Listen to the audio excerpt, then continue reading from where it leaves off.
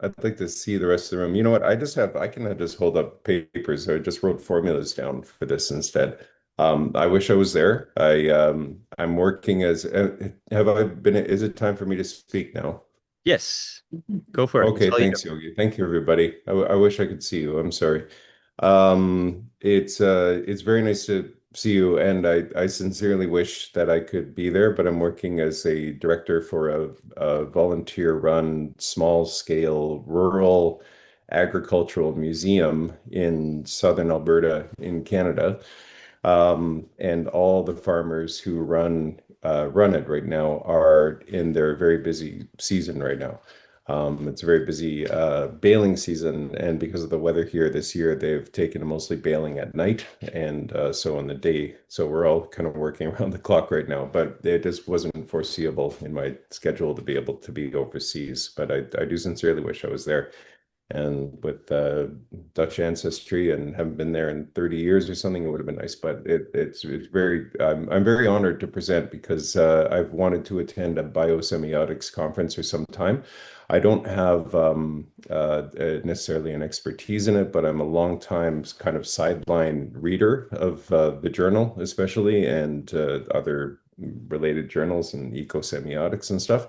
I admire very much the founding thinkers and of the field immensely. So the talk I'm going to do today, and I'll try to burn through this quickly, thank you, not to bore anybody, is exploring the idea of developing a research center, which is one of the jobs that I did recently was develop a research center for an Indigenous-run community college.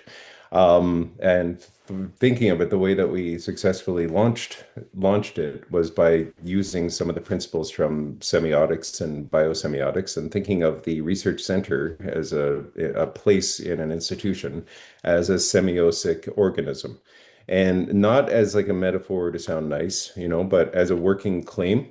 A center's survival depends on the integrity of its internal sign relations, and its ability to build durable channels across different umwelten, which are community and government and academy. So thinking of organisms and organizations as living systems. So like I said, I'm not a biosemiotician by any means. I'm actually a musicologist, and I'm doing my master's of business administration right now.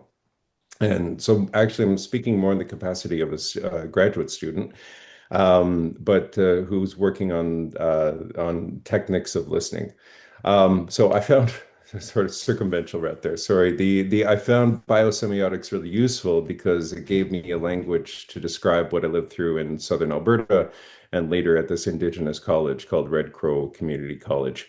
So let me oscillate. I'm going to show some formulas that we have been developing. Oh, they're all here. I'm sorry.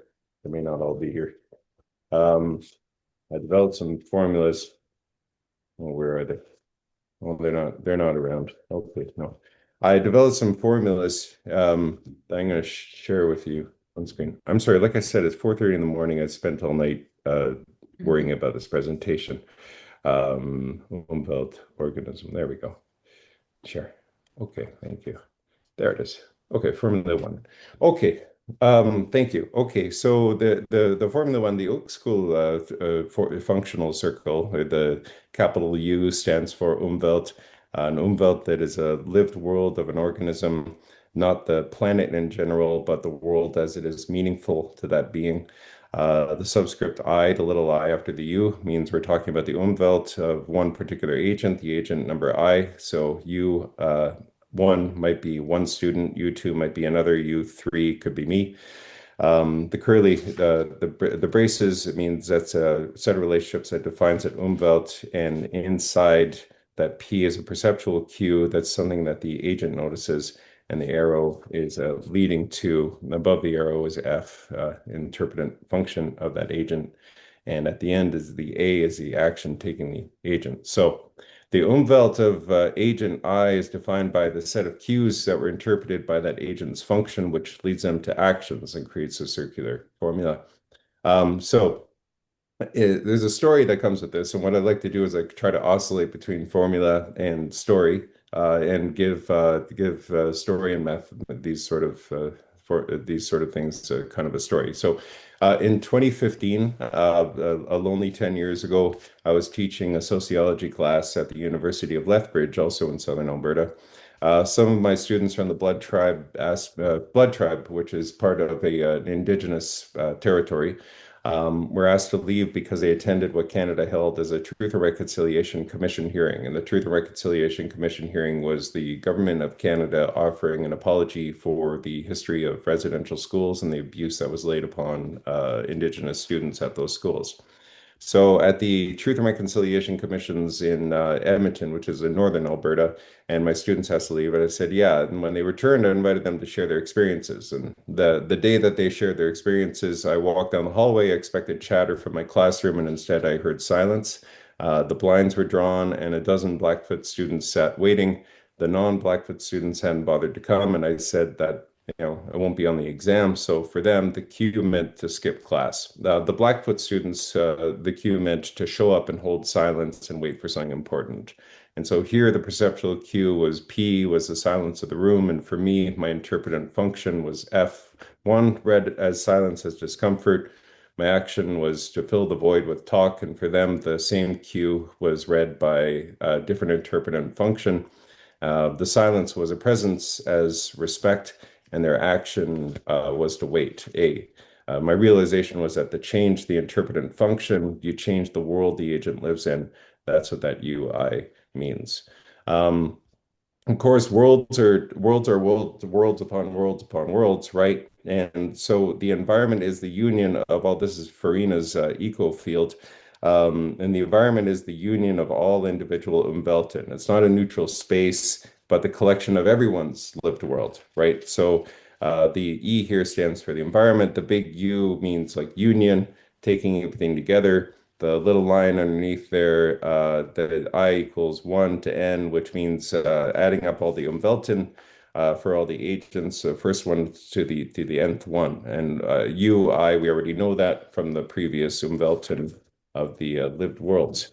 So the story kind of goes still that back in the classroom when I was teaching, what was that environment? And for Blackfoot students, the environment was the testimony and the grief.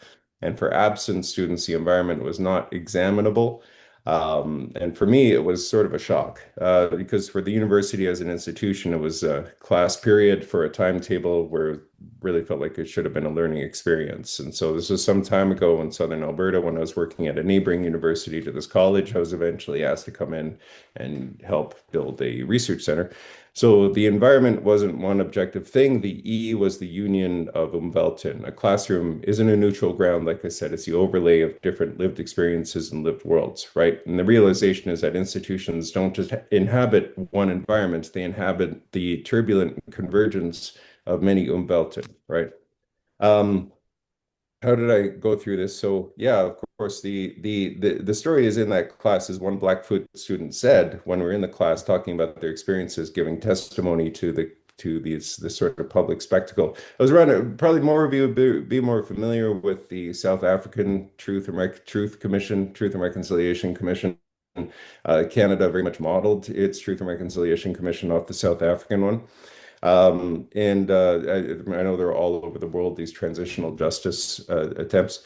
And the object here, if you look at this sort of object, representative and interpretant, is the object was this truth-telling. The representative was the testimony spoken aloud, but the interpretant split. For Blackfoot students, it meant obligation and grief, and for absent students, it meant irrelevance.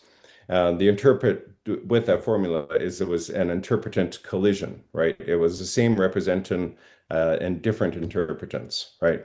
So the realization was that there's institutional breakdowns that are not about missing data; they're about collisions in that triad. So at what happened is that as I was moving on, um, kind of after the University of Lethbridge, the math here is that the center at the time, the C and the T is the center at time T. The parentheses mean that this is like a tuple three component. The stakeholder, what I was trying to envision here after this incident here that happened at the University of Lethbridge was a different kind of way of thinking about institutions. And so I was trying to think about institutions as holders of time.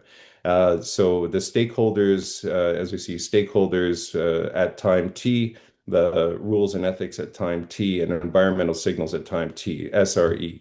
So when I was later asked to move to this college and try to, I mean, really, I was just asked to do a bunch of bureaucratic work to try to establish a set of policies and procedures so that this college could apply for research grants on their own without the supervision of neighboring colonial institutions. They were a independent, indigenous-run college. But if they wanted to run a research project, they had to have neighboring researchers come into the community and essentially give a kind of like federal approval for the research project to run. And the goal, what I was doing was we were trying to lift a research project off the ground that was autonomous. Um, and data sovereign as well as not as well as closed data as well, not open data, but closed data, because we wanted it to be protected and to serve the community, not necessarily to become part of the more generalizable system of science, right? So the at Red Crow is brought into the center of this new kind of time, and they called me in and we did these like big massive community consults with elders and with students and community members, and it was a really a look at a college or a university as being like more than just a sort of like a means end kind of delivery system. It was like a community responsive organism, and that's when I started thinking about institutions as being more community responsive organisms rather than being, sort of means end to a degree betterment of a job and such in careers, which was really about more maintaining lineages of wealth. So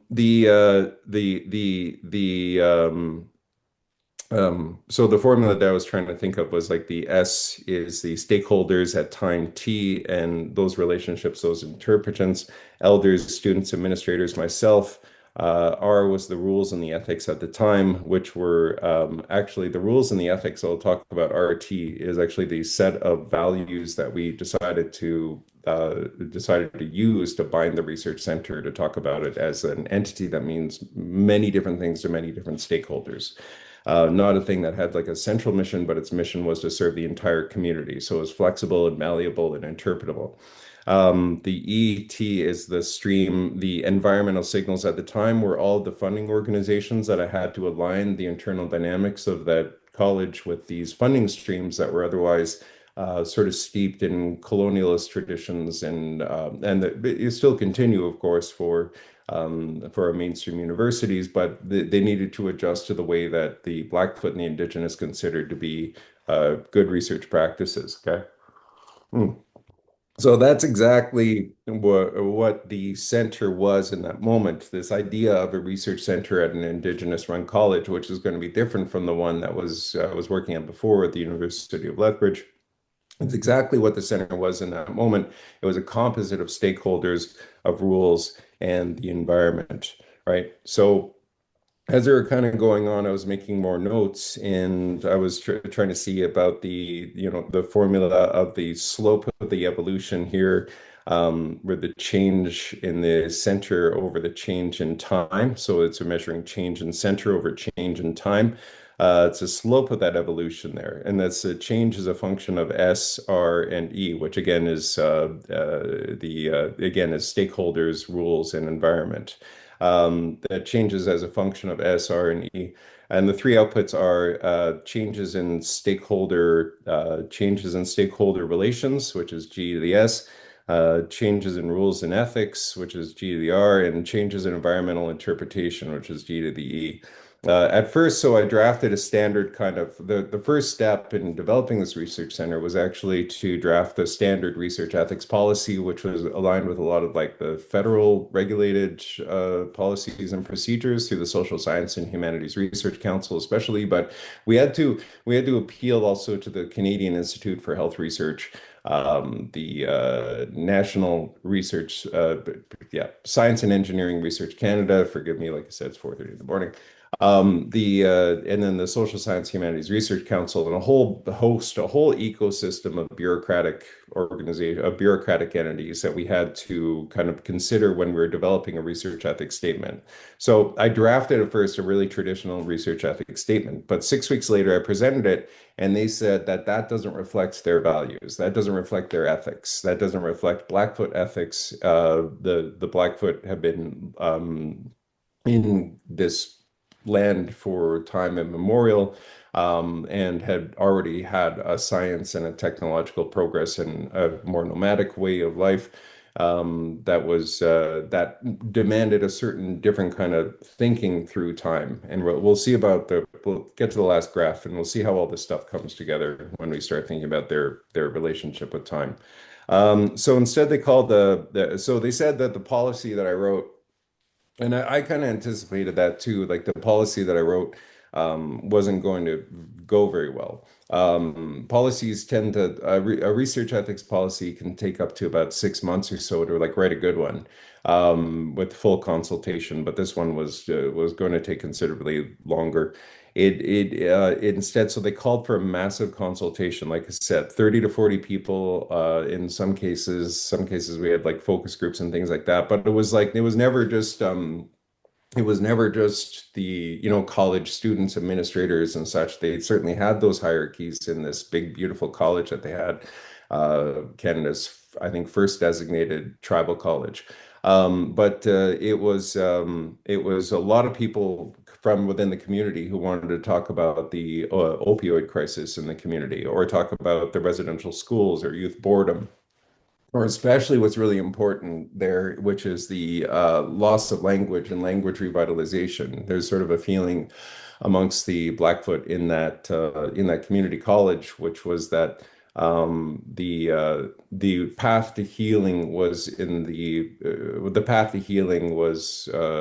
language revitalization, which was split along two axes, which was like technological intervention, and we were doing some things with AI and stuff like that, and then with early childhood intervention. And those two sort of things that would come together would ensure that as long as the language was being practiced and as long as the language was growing, and it's actually doing not as badly as some other places for language extinction. But anyway, so all the stories that were circled there were kind of captured in that sort of formula of the changes over time. Um, so at first and this was interesting actually, because at first I was like scribbling notes and ideas and stuff like that. But then I realized it wasn't going very well, sitting there hunched over a desk writing things down. And so instead I just took to the task of just listening openly instead, whatever that means. If I wasn't getting a lot of the information from people, it established more of a relationship of trust, because it wasn't as if I was engaged in a practice of scribing things down and extracting information. And instead, the relationship was more about building a mutual trust, to know that I was listening and I wasn't going to be taking data away to sort of a silo. So, that was kind of hard not to write things down, as probably most of us are accustomed to doing. But well, so then I realized that it was the act of note taking itself was kind of enacting this sort of like extractivist kind of mentality. And so it's not like I stopped note taking altogether, but in that situation, I just put down my pencil and I started to listen. Um, so that was GS, as you see there. That's the change in who listens to whom, GR. Change in what ethics means, GE, right? And change in how the environment was interpreted. Um, so the institutional change, my realization is that the institutional change can't just be mechanical. It has to be interpretive, and it has to be embedded in a process, right? And also, I mean, at the time I was also reading a lot of like, and I sorry, not reading, I meant to say struggling through a lot of Alfred North Whitehead. And I at the time was just becoming sort of more swayed by this sort of like process philosophy, and without an end, and sort of this like ongoing, this ongoing becoming becoming one concrete thing was what our goal was, knowing that becoming that one concrete thing would just become part embedded in a broader ecosystem of different interpretants. Anyway, Moving on, we'll get to the big the nice graph in a little bit. This was like the story was here that the Shirk adjudication, sorry, the Social Science Humanities Research Council of Canada. This is one of the struggles that we actually had is fitting the internal dynamics of the college into the broader ecosystem of the federal government, which was they wanted people with they wanted researchers if they were going to do a research project.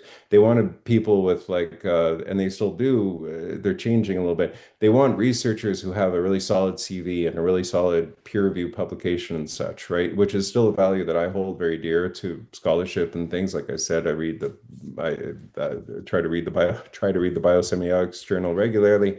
But in a community setting, in an indigenous college here, the research was done in, by, and for the community. And one of the things, we discovered was that as good intention, as well intentioned as many researchers were in Canada, and I'm by no means an Indigenous research scholar. I was called in, and it was just through connections. They asked if I could help. All I really was doing was trying to be a translator. And the thing is that they do research very differently. They do research as a community, by a community, for the community. And researchers often that were coming in to work with that Indigenous college, when they were asked, how will your research help our community? Literally, in the 3 years that I had worked there, I'm on to something different now. But in the 3 years that I worked there, not one researcher ever answered the question of how will your research help our community directly. There was always sort of like circumventing talk around more accurate representation of the culture. But they couldn't see how that was actually helping their communities.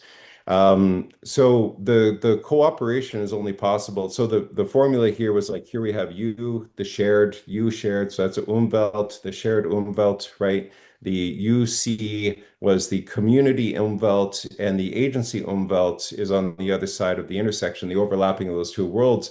That as a strategist, were the two things that I had to kind of come and meet. And that's, when you're working with strategy, you have to understand like how to couple the internal dynamics of an institution with the environmental situation, right? So it was meeting those two things, like a bureaucratic world plus this sort of not special, sorry, spiritual, ethical kind of relationship, right? So the cooperation is only possible when there's an overlap between the UC and the UA. That's just what we were trying to sort of share with that. The next one, I was just trying to talk about translation there. Don't worry about those two. What we eventually came what we eventually came to understand here was that the ethics of their college was what we were really trying to convey. And we eventually came up with a kind of a diagram or a map, so to speak, which was we built like external translators and started to raise institutional fitness. And the real challenge was internal. I'm sorry, I think I lost a page here. No. Yeah. Where is that? Oh yeah. Okay. Well, I'll tell you what this means.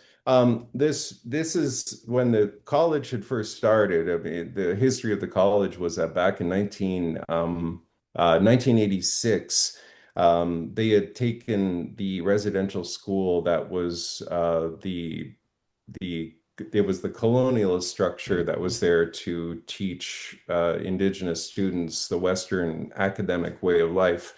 And in doing that, they stripped the indigenous of their language and their customs and their beliefs. They separated them from their families, and their families were sort of stuck in isolation 20 kilometers down the road. Especially in the winter, there was no getting to and from those schools, and a lot of parents lost touch with their children, and a lot of children lost touch with their way of life. They suffered physical and sexual abuse, and it really was like it was a major tool. The residential school was like a major tool in the intergenerational trauma and traumatizing of the indigenous peoples here. And that's what in the last 10 years, Canada has been in a reconciliation effort to right the wrongs of the past. and to sort of involve more Western scholarship with Indigenous ways of knowing.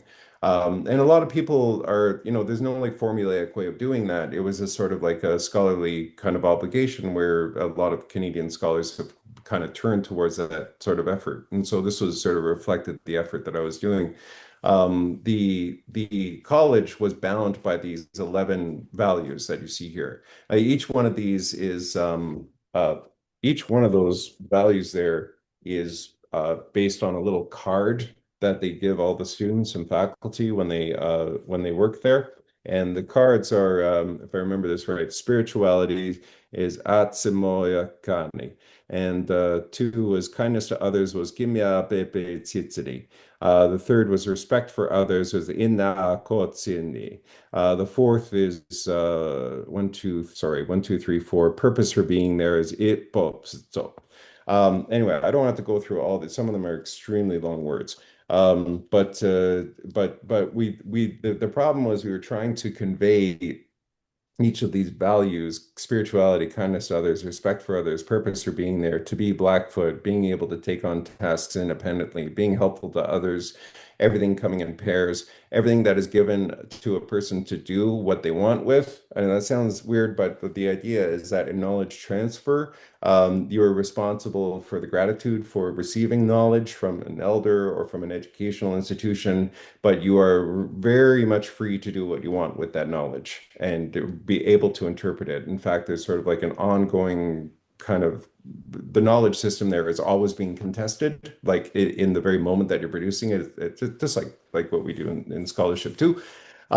Transferring others to others was an important value, as well as being aware of your environment and being observant. Now, I don't want to take up the whole last little bit here. I just Yeah, had a we little we've word to got like say. 30 seconds to wrap up if you want any questions, Mickey.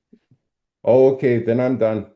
Thank you. All right. No, we felt we did a good thing, and we tried. We moved forward. And thank you. I used a lot. I tried to use a lot of the knowledge base in biosemiotics to understand how to work that institution, and we ended up getting operational funding for the research institution after 3 years of very hard work.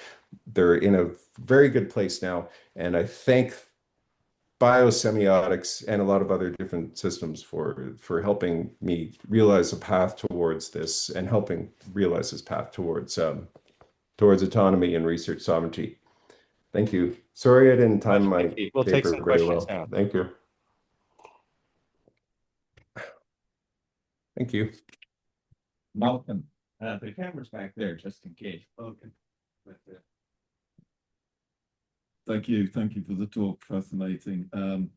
I was made aware in the last 12 months of a paper about Maslow's hierarchy and its indebtedness to Blackfoot wisdom.